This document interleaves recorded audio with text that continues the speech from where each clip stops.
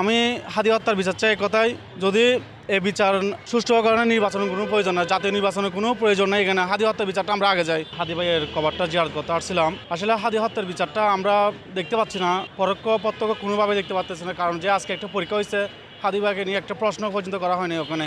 যে আমরা তো হাদি ভাইকে নিয়ে অনেক কিছু পড়ে আসছি, জানছি শিখছি, কিন্তু শেষ মধ্যে দেখতেছি পরীক্ষার প্রশ্নটার মধ্যে যদি হাদি ভাই সম্পর্কে একটা প্রশ্ন আসতো খুবই ভালো লাগতো। কিন্তু আমার মনে হয় না এখানে সরাসরি কথা বলতে গেলে হাদি ভাইয়ের বিচারটা আমরা দেখতে পাচ্ছি না। আজকে কয়দিন হয়ে গেল, এর মধ্যে আজকে একটা সকালে নিয়েছিলাম হাদি ভাইয়ের ভাইকে যুক্তরাজ্যের দূতাবাসে একটা চাকরি দেওয়া হয়েছে।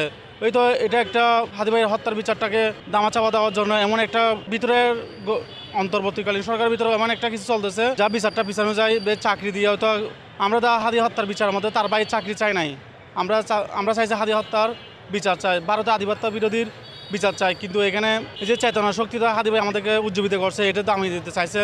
কিন্তু এটা আমার মনে হয় অন্তর্বর্তীকালীন সরকার সুদৃষ্টি দিয়ে দেখতেছে না, বিধে এতদিন পিছিয়ে যাচ্ছে। না হলে একজন খুনি কীভাবে দেশ ছেড়ে চলে যায়। যেদিন গুলিটা করছে সেদিন যদি সীমান্তের মধ্যে, প্রত্যেকটা সীমান্তের মধ্যে যদি বিজিবি মোতায়েন করা হতো, কোনো প্রকারেই সেটা খুনিরা ফয়সাল সে দেশের বাইরে যেতে পারতো না।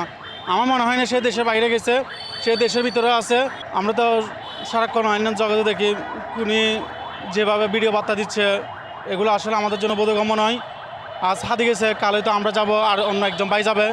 এই যে আমাদের আরেকজন নিরাপত্তা জাবের ভাই, তার সহকর্মী জাবের ভাইয়ের জন্য কিন্তু নিরাপত্তার দরকার। ওনার জন্য খুবই মর্মাহত। আসলে হাদি ভাইকে এখানে সেইভাবে দেখবো কল্পনা করতে পারতেছি না, আসলে খুবই খারাপ লাগতেছে। আমরা সুষ্ঠু তদন্তের মাধ্যমে হাদি হত্যার বিচার চাই।